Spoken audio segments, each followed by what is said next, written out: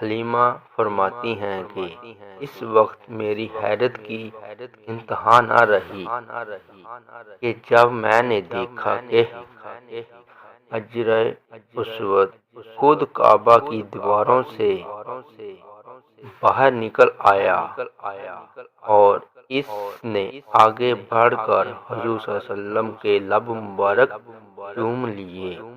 حلیمہ فرط مسرت سے عالم حیرت میں گم ہو گئی۔ یہ بھی روایت ہے کہ حلیمہ سعدیہ جب آپ کو لے کر بتوں کی طرف گئیں تو وہ حبل اور دوسرے بت آپ کی تعظیم میں اپنی اپنی جگہ سرنگوں ہو گئے۔ پھر حلیمہ سعدیہ حضور صلی اللہ علیہ وسلم کو حجر اسود کی طرف لے کر آئیں تاکہ آپ اسے بوسہ دیں۔ بس حجر اسود اپنی جگہ سے نکل کر آپ کے چہرہ اقدس کے ساتھ چمٹ گیا، گویا اس نے خود بڑھ کر حضور صلی اللہ علیہ وسلم کو بوسہ لے لیا۔ حلیمہ سعدیہ کی پربہار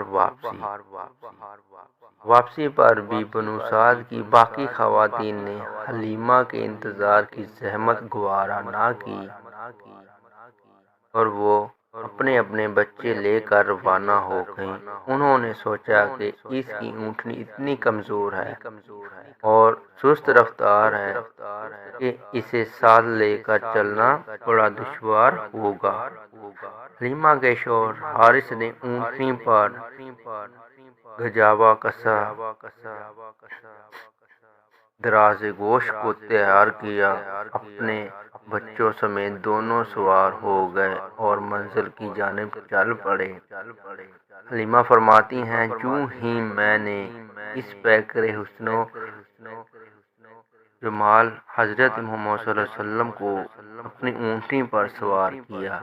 اونٹنی نے اسی وقت کعبۃ اللہ کی طرف منہ کر کے شکرانے کے طور پر 3 سجدے کیے، پھر آسمان کی طرف سر اٹھایا اور چل پڑی۔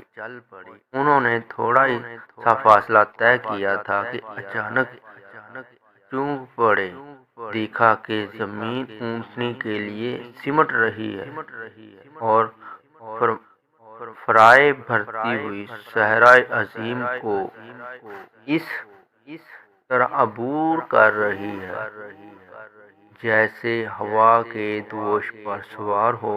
انہوں نے محسوس کیا کہ اونٹنی کے جسم پر بھی نکھار آ گیا، رفتار کے ساتھ اس کی ظاہری حالت بھی بدل گئی اور وہ جو ہڈیوں کا ڈھانچہ تھی اب گوشت پوشت سے آراستہ ہو گئی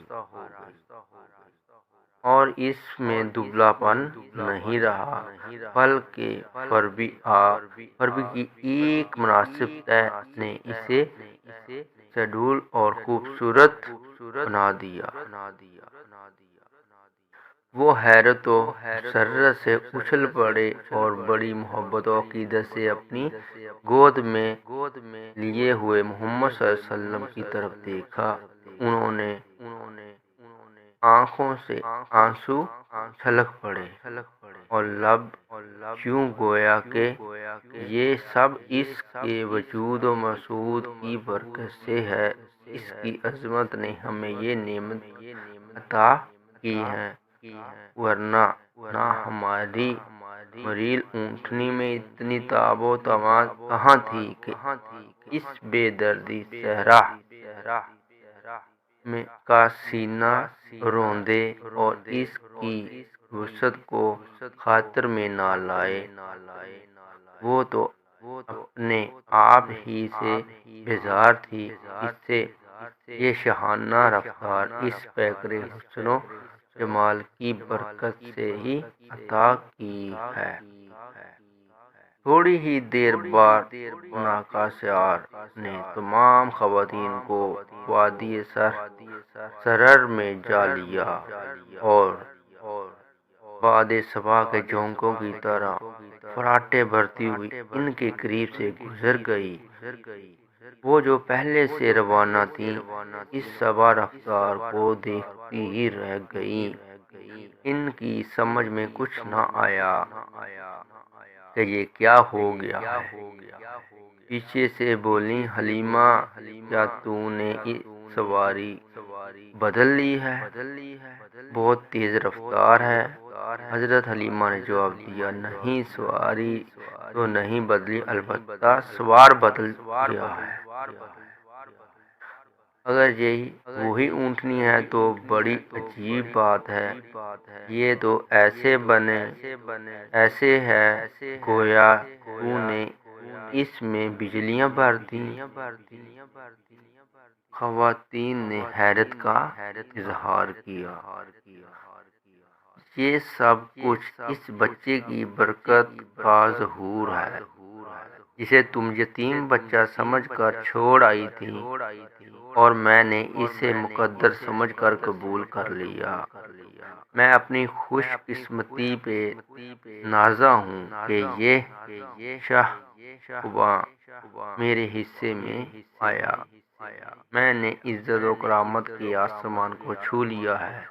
حلیمہ نے فخر و مسرت کے ملے جلے جذبات کے ساتھ جواب دیا۔ وہ عورتیں غم سے بجھ گئیں اور اپنی محرومی پر کف افسوس ملنے لگیں۔ حلیمہ اپنی مسکینی و عاجزی کے باعث بازی جیت گئی تھی۔ اس کی روح سے گویا یہ آواز آ رہی تھی میرے پر یتیم جیسا اور نہ کوئی ہے۔